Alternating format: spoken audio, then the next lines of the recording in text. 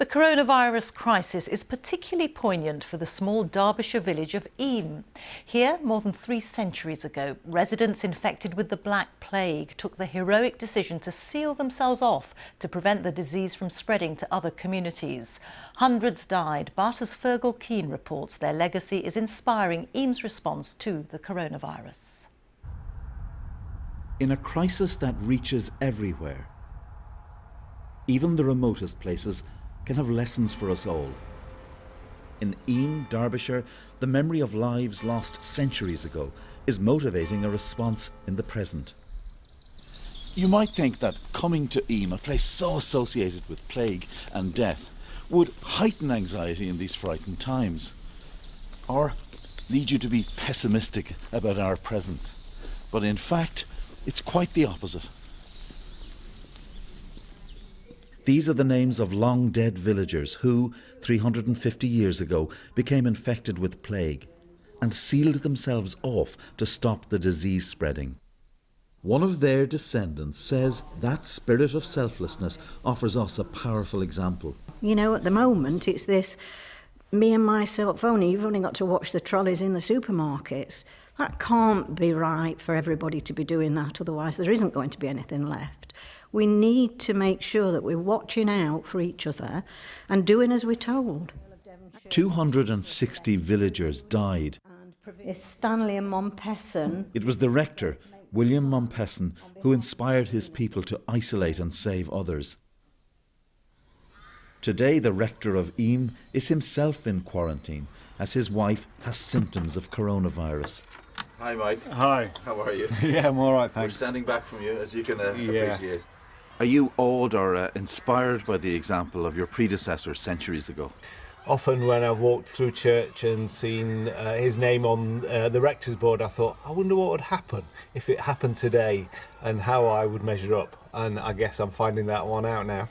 Reverend Gilbert relies on social media to direct the parish response. Already we've had lovely acts of kindness, of people collecting things, of people supporting. There's the hedgehogs, that's it. Next door in the village school, the headmistress is preparing to send most children home.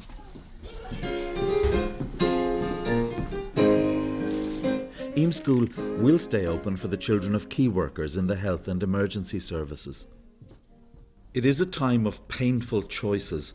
Una Gilbertson's elderly father lived with her family, but she sent him back to his own home, fearful she might carry germs from school to him. I had to choose between him and my family and coming to work, and obviously there's a huge worry about where those germs are coming from, and I felt that he was safer somewhere else so that I could carry on coming to school. It is in the nature of this close-knit place that many children have grandparents who either live with them or nearby. The child's mind is only too well aware of what this crisis involves. They mean a lot to me. I love them so much, and if anything was to happen, I'd be so upset, you know.